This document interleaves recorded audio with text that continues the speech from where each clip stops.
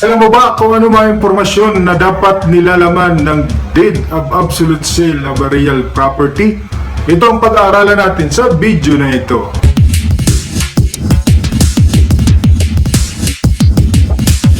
Magandang araw po sa inyo mga kaguro, kaibigan at kaempleyado. Ito po ulit ang inyong lingkod, si Atty. Resty Tobias Adarayan, na palaging nagpapaalala sa inyo that ignorance of the law excuses no one from compliance therewith. Kaya palagi kayong tumutok sa ating YouTube channel para marami kayong makuhang kalaman. Come on! Mga kaibigan, kung bago ka pa lang sa panonood sa ating YouTube channel, inaanyayahan kita na mag-subscribe at mag-like sa ating mga videos. Inaanyayahan kita na bumisita sa ating Facebook page at Atty. Resty Tobias Adarayan. Follow me on Twitter at Atty. Resty T. Adarayan. Huwag nyo rin kalimutan na mag-share at mag-comment sa baba ng video na ito. Maraming salamat po. Mga kaibigan, isang araw nag-uusap ang mag-ama. Ang sabi ng anak, Tay, pwede na po ba ako magsuot ng bra? ang sabi naman ng itay, hindi pa anak. Ang sagot ng anak, Tay, yung mga kaklase ko po, nagsusuot na ng bra. sabi naman ng itay. Hindi pa po pwede. Sumabot ulit ang anak. Tay, sige na please. Sabi ng itay, Mario, magtigil ka. Hindi, malilintikan ka sa akin.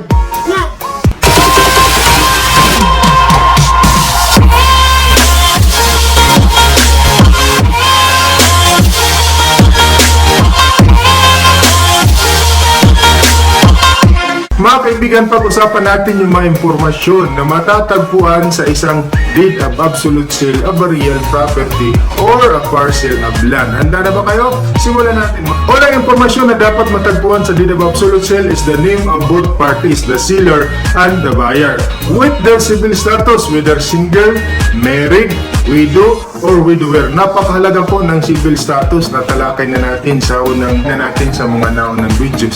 Dahil kung married po yung seller, dapat may consent ng kanyang spouse. Then, whether the buyer is of legal age, whether they are Filipino citizens. Tandaan po natin na kapag hindi po Filipino citizen, have no right to buy a real property. Kaya na po natin yan sa mga naunang video at yung mga exceptions. Then, of course, the address of the buyer and the seller. Then pa yung mga impormasyon na dapat matagpuan sa isang deed of absolute sale. Particular description of a property, such as the original certificate title number or the transfer certificate title number. Also, the tax declaration number, dapat nakasulat yan sa deed of absolute sale.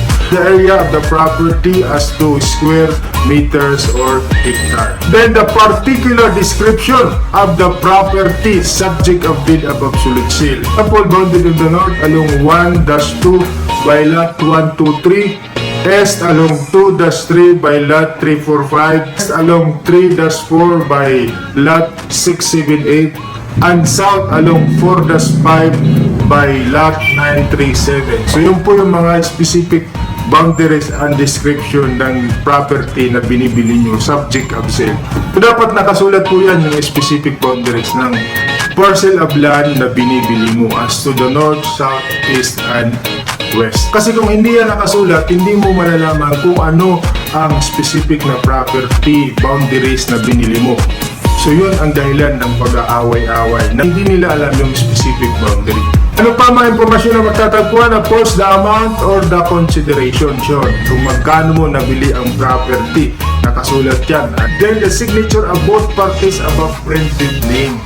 Halimbawa, 3 o 4 na page, dapat may signature ang parties and their witnesses per page. Para masabi mo na talagang nabasa mo lahat ng page. Dapat nakasignature yan. Of course, the proof of identity or identification card. You have to present your identification card. Not community tax certificate. If not community tax certificate, dahil binago na po yan, under 2004 notarial rules, dapat valid identification card ang iyong ipipresent. Then, signature and the proof of identification, you have the acknowledgement. Said acknowledgement is signed by a notary public. Kaya lang po, dapat yung execution of deed of sale and the notarization of document much as possible dapat of the same day. Kasi dahil yung po ang tinitingnan para sa pagbabayad natin sa mga taxes, lalong-lalo na sa capital gains tax within 30 days from the execution of sale or notarization, whichever is earlier. So kailangan para safe tayo, sila lang yung execution and notarization of documents. First, sa baba matatagpuan yung signature of the notary public with doc number, page number, book number, and series of the year. So yan, nagpapasalamat po ako at pinanood nyo yung part 1 ng ating discussions on the purchase of real property or parcel of land. Ngayon naman mga kaibigan, sa video na ito, pag-aaralan natin kung ano ba yung mga documents, ano ba yung mga requirements, ano ba yung mga dapat mong itanong sa seller para maging valid at secured ang inyong transaction. Alam nyo naman mga kaibigan na kayo ay maglalabas ng pera. So kailangan maging valid and secured ang inyong transaction. Baka maglaho na parang bula ang iyong pera at wala kang makuha na anumang property kung hindi ka magiging maingat at magtatanong ng mabuti. Kaya kailangan panoorin nyo ang video na ito para marami kang makuhang kaalaman. Handa na kayo? Simulan natin mga kaibigan. Ano ba yung mga dapat mong hanapin na documents mula sa seller? Una, dapat hanapin mo kung mayroong certificate of title, original certificate of title or transfer certificate of title.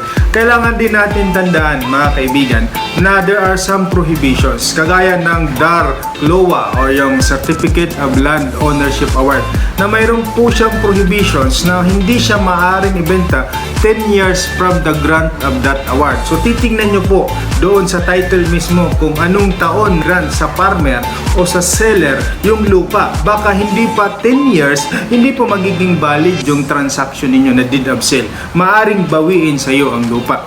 Pangalawa, nahahanapin mo yung latest tax declaration of a real property. Kailangan hanapin mo ito para malaman mo kung nagbabayad ba ng buwis ang seller. Kasi kung hindi siya nagbabayad ng buwis, maaring pag nabili mo ang property, ikaw na ang magbabayad ng buwis mula sa simula o kaya kung saan hindi siya nakapagbayad. Pangatlo, hanapin mo yung official receipts of payment for the real property taxes. So, kalakip ng tax declaration, mayroong maliit na papel yung official receipts for the payment of property tax. Then, pang-apat na hanapin mo yung tax clearance indicating no delinquency. So, mahalagang yan mga kaibigan na hanapin mo na wala siyang delinquency. Palagi siyang nagbabayad taon-taon sa real property tax doon sa treasurer's office ng munisipyo o kaya sa city. Kasi kung bibilhin mo ang lupa tapos hindi pala nagbabayad yung seller ng tax, maililipat sa iyo ang burden ng pagbabayad ng taxes. Na documents na hanapin mo yung Certificate of No Improvement if vacant lot. Kasi kung hindi ka magiging maingat dito on the Certificate of Title, sinasabi niya vacant lot, pero nung tiningnan mo mayroon palang mga informal settlers, marami nang nakatayo na bahay, mahihirapan ka rin ka magiging maingat. So para sa iyong security, hanapin mo yung Certificate of No Improvement. So yun po mga kaibigan, yung mga documents na hahanapin natin mula sa seller. May mga pagkakataon din mga kaibigan na minsan yung seller ay hindi siya yung nakapangalan doon sa Certificate of Title. Mag-ingat po tayo mga kaibigan dahil may mga sitwasyon po na ganyan. Yung nagbebenta ng lupa ay yung apo, ang original owner, nakasulat doon sa Certificate of Title. Maging maingat po kayo mga kaibigan dahil kailangan pang patunayan ng seller kung paano napunta sa kanya ang property. Kung halimbawa po siya ang humahawak ng Certificate of Title, tapos yung kanyang lolo, mayroong mga anak, o kaya yung kanyang tito at tita, at saka yung mga apo, mayroon siyang mga pinsan. So ibig sabihin, marami silang magmamana. Naman ang seller, hindi na magrereklamo yung aking mga tito at tita. Hindi na magrereklamo yung aking mga pinsan dahil sila mismo alam nila na binilin sa akin ito ng aking lolo nung siya ay nabubuhay pa. Mali po, dahil kung ibinigay sa kanya dapat mayroong deed of donation o kaya nandoon naka-state sa last will and testament. Talagang binibigay na sa kanya ang property. Dahil kung wala siyang maipapakita at sinasabi lang niya na binigay na sa kanya through oral or verbal, hindi magiging valid. Maaari ka pang habulin ng ibang tagapagmana ng lupa. Maaari kang habulin ng mga tito o tita niya. Kaya mag-iingat tayo mga kaibigan, kailan secured yung ating transaction. At mas maganda rin mga kaibigan kung bibilhin natin na lupa yung may certificate of title na, para hindi na tayo gumastos sa papasurvey ng lupa at sa kapagbabayad ng registration. Bayad ng registration para magkaroon ng certificate of title. At napakahaba po ng proseso bago ka magkaroon ng certificate of title. Kaya mas maganda kung bibilhin natin yung mayroon ng certificate of title. So ano ang mga dapat mong alamin mula sa seller? Una, tanungin mo yung kanyang civil status. Bakit mahalaga na alam mo ang civil status? Dahil kung married siya, kailangan ng consent ng kanyang spouse bago ibenta yung property. So kung may asawa ang nagbebenta, ipirma yung mag-asawa sa deed of sale. Tagal na silang hiwalay ng kanyang asawa. Halimbawa, sabihin natin, separated de facto na sila o hindi sila nagsasama. Kailangan pa rin ng consent ng kanyang asawa at kailangan niyang pumirma sa deed of sale. Kung halimbawa na mga kaibigan, yung nagbebenta ng lupa ay ang ahente, agent, o hindi yung may-ari, kailangan hanapin mo yung special power of attorney o kaya yung authorization ng agent na talagang inauthorize siya na magbenta ng nasabing lupa. Ngayon, ano pa ang mga tanong na maaari mong itanong sa seller? Kailangan mo rin alamin kung ang nagbibinta ay corporation. Dahil kung ang corporation ay nagbibinta, dapat mayroong board resolution at authorize yung nagbibinta ng. Mo rin alamin kung ang seller ay sole owner or co-owner. Kasi kung nagbibinta ay sole owner, niya ang kabuwang property, walang problema. Halimbawa, co-owner lang siya, dalawa sila. Ibininta niya ang kabuuang property. Magiging valid lang ang sale as to the one half of the property. Yun lang ang pagmamayari niya. At kailangan din magtugma yung boundaries sa tax declaration at saka certificate of title. Pati ang number at pati ang pangalan. Kung halimbawa magkaiba o may discrepancy, kailangan tanungin mo ang seller at kailangan niya ipaliwanag kung bakit nagkaroon ng discrepancy. At tanong, maaari bang makapagmay-ari ng lupa dito sa Pilipinas ang mga foreigner? General rule, a foreigner cannot buy land in the Philippines except for the following. Number 1, he can buy a land indirectly through corporation.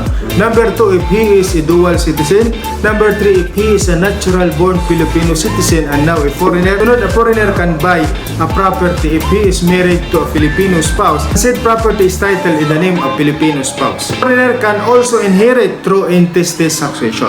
So yun po mga kaibigan. Usapan natin ang isa rin sa napakahalagang topic on the requirements for the purchase of the real property.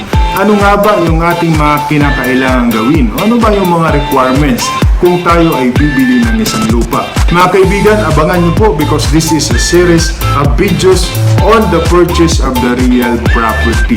Huwag niyong kalimutan na at subaybayan yung ating mga videos kaugnay ng purchase of the real property. Simulan natin! Ano po ang dapat natin tandaan on the purchase of the real property? Number 1, purchase of the real property must be in writing and must be in a public instrument.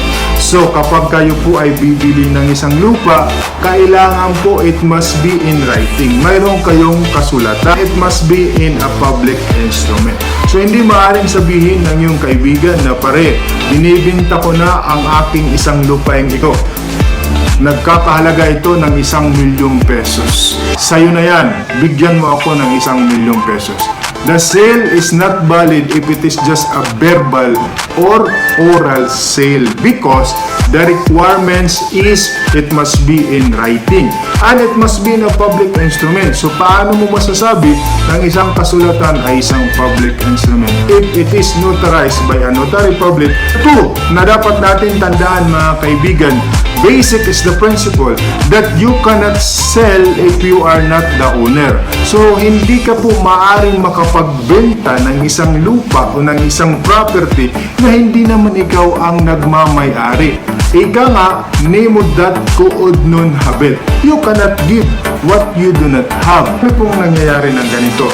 yung kanyang kapatid, binibenta ang lupain ng kanyang kapatid na hindi man lang sinasabihan yung kanyang kapatid na binenta na yung lupa niya. Paniwalang paniwala naman yung buyer na siya talaga yung nagmamay-ari ng lupain na yun. Kaya binili niya yung property, which is wrong. So hindi po tayo maaaring makapagbenta at hindi po natin maaaring bilhin ang isang property kung ang nagbibenta sa atin ay hindi naman talaga yung may-ari.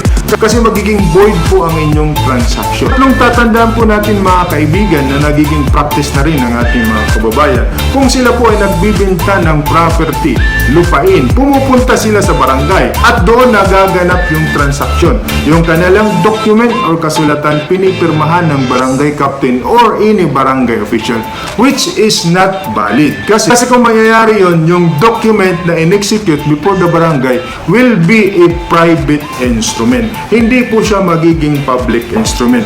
At pagdating po sa korte, between private and public instrument, mas tinatanggap ng korte natin yung public instrument because it is notarized or acknowledged before notary public. Kaysa doon sa private instrument na kailangan patunayan mo pa ang due execution and authenticity of such document. Maging safe kayo sa pagbili ng isang lupain, dapat pumunta kayo sa notary public at doon maganap ang transaksyon. So, in connection to this topic, we have to distinguish the contract to sale and contract of sale. Ano ba yung pagkakaiba ng dalawa? Well, contract to sale, the ownership of the property remains with the seller until the buyer pay the full amount. Sa contract to sale, may paunang bayad ang buyer. Hindi pa niya kayang bayaran yung full amount. Sa contract to sale, mayroon lang binibigay na paunang bayad ang buyer. Para maging secure din yung buyer, kailangan mag-execute kayo ng kasulatan na contract to sell, stating that he has already given this amount for the purchase of the real property. But the ownership of such property will not be transferred to the buyer unless the buyer pay the full amount of the purchase price. Ano naman ang contract of sale or deed of absolute sale? The ownership of the property is immediately transferred and delivered to the buyer upon perfection of the contract. So if there is already a meeting of the mind, if you have already signed a deed of absolute sale, the property is immediately transferred and delivered to the buyer. Yan po yung mahalagang tandaan natin sa contract to sell and contract of sale. So kailangan basahin mo kung ano ang inyong pinipirmahan, kung contract to sell o contract of sale or deed of absolute sale. Pag-aralan din natin mga kaibigan yung tinatawag na earnest money and option money. Mayroon po kasi mga pagkakataon na gustong-gusto mong bilhin ang isang property, gustong-gusto mong bilhin ang isang lupain dahil sa kanyang location, sa nakikita mong business opportunity. Pero wala ka pang pera na pambayad ng full amount ng purchase price. So anong gagawin mo? Mayroon tayong tinatawag na earnest money and option money. Ano nga ba yung pagkakaiba ng dalawa? Ano ang earnest money? Ang earnest money is a guarantee that the buyer will not back out and will buy the property. An earnest money is a part of a selling price. Halimbawa, gusto mong bilhin ang lupain ng iyong kaibigan. Wala ka pang pambayad to the full payment of the purchase price. Halimbawa, ang amount ay 100,000. Mayroon ka lang 20,000. So, sasabihin mo sa iyong kaibigan na handa mong bilhin ang iyong property, pero bibigyan mo muna siya ng paunang bayad na 20,000 sa part of the full payment of the purchase price, which is 100,000. So ano ang document na i-execute ninyo? You are going to execute contract to sell na natalakay na natin kanina. So tandaan natin that earnest money is a part of the purchase price. So babayaran mo na lang yung balance na 80,000. Ano naman yung option money? An option money is a separate contract from the contract to sell or contract of sale. The owner agrees with another person that he shall have the right to buy the property at a fixed price at a fixed time. Option money is not a part of a selling price. So halimbawa po ganito, mayroon kang gustong bilhing lupa. Nagustuhan mo siya dahil sa location at sa business opportunity na nakikita mo. Pero wala ka pang pera. Binigyan mo muna siya ng 5,000 pesos. Sinabi mo na within 1 month, bibilhin mo ang lupa dahil darating ang iyong pera next month at ikaw ay makakapag-produce ng 100,000. But for the meantime, bibigyan mo siya ng 5,000 as an option money. Ibig sabihin, hindi mo na ibibinta sa iba ng owner ang property dahil binigyan mo na siya ng option money which is 5,000 pesos.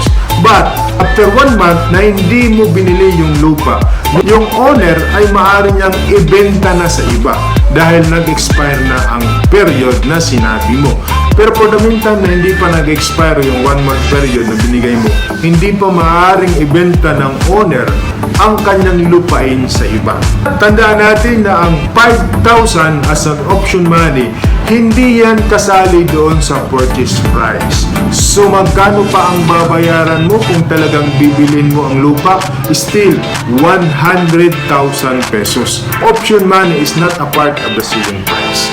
So magkaiba po yung earnest money at magkaiba din yung option money. Yan lamang po mga kaibigan. Mga kaibigan, pag-usapan natin ngayon sa video na ito yung mga taxes na babayaran natin pagkatapos natin ma-execute, mapirmahan ang deed of absolute sale.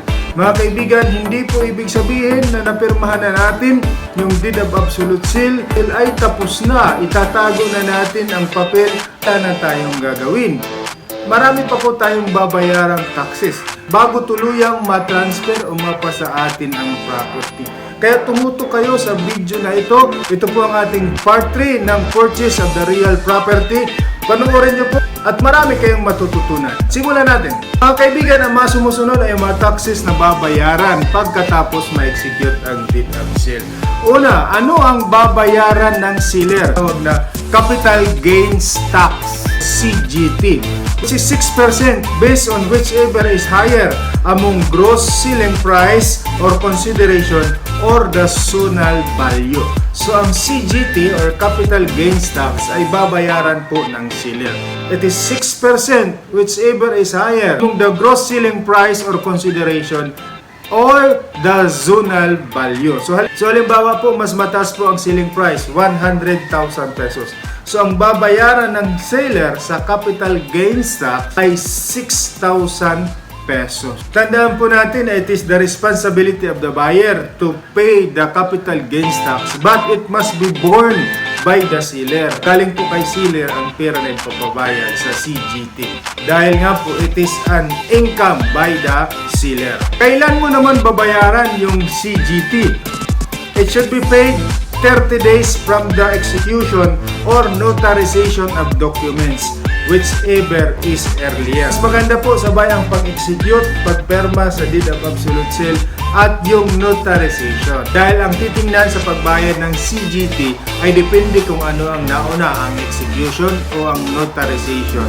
Pero syempre nga naman, hindi maaring mauna ang notarization dahil kailangan muna permahan ng both parties. Maganda, sabay yung execution at yung notarization. Pangalawang tax na babayaran after the execution of deed of sale ay babayaran ng buyer. Ito ang tinatawag na documentary stamp tax. It is 1.5% whichever is higher among gross selling price or the zonal value. So tandaan po natin yung documentary stamp tax o yung DST is 1.5%. So kung halimbawa 100,000 pesos ang consideration, mas mataas ito sa zonal value, ang babayaran mo ay 1,500. Kailan mo naman babayaran yung DST? Babayaran mo ito within 5 days after the close of the month when the sale of the document was executed or notarized. So example, nagkaroon kayo ng transaction, deed of sale on May 25. So ang deadline ng pagbabayad ng DST ay sa June 5. So kung halimbawa naman naganap ang transaction noong May 1, kailan ang deadline ng pagbabayad ng documentary stamp tax? Ganun pa rin, June 5. Because ang sabi dito within 5 business day after the close of the month. Ibig sabihin mga kaibigan, huwag kayong bibili ng property towards the end of the month dahil kukulangin kayo sa oras sa pagbabayad ng documentary stamp tax. Mga taxes na babayaran ng buyer, yung transfer tax which does not exceed 0.5% in the province and 0.75% in the city of the ceiling price or consideration, plus 125 pesos for certification fee. So example po, ang ceiling price is 100,000 pesos, babayaran mo ang 0.5% ng ceiling price para sa transfer tax. Ito po ay 500 pesos plus 125 pesos for certification payment. Yan ang deadline nito. It is within 60 days from the execution of sale or notarization, whichever is earlier. Mga taxes na babayaran ng buyer is the registration fee based on the table of values. Mga taxes na babayaran ng buyer, yung 12% value added tax of the property if it is an ordinary assets of the seller. Bakit kailangan nating bayaran on time yung mga taxes? Dahil mayroon siyang penalty.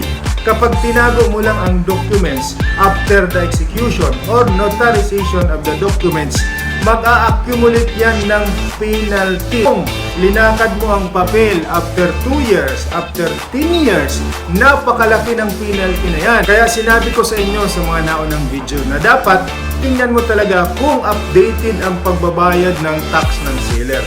Kung halimbawa, titled ang property, mayroon siyang certificate of title.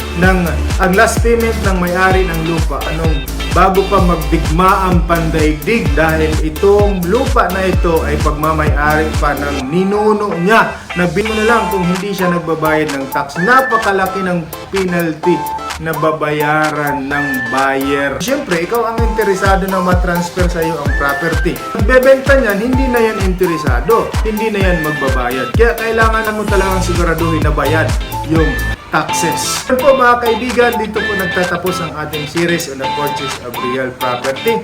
Inaasahan ko po na mayroon kayong nakuhang kaalaman. Maraming salamat po sa inyo. Abangan nyo po yung ating mga ibang topic para sa ating YouTube channel. Maraming salamat!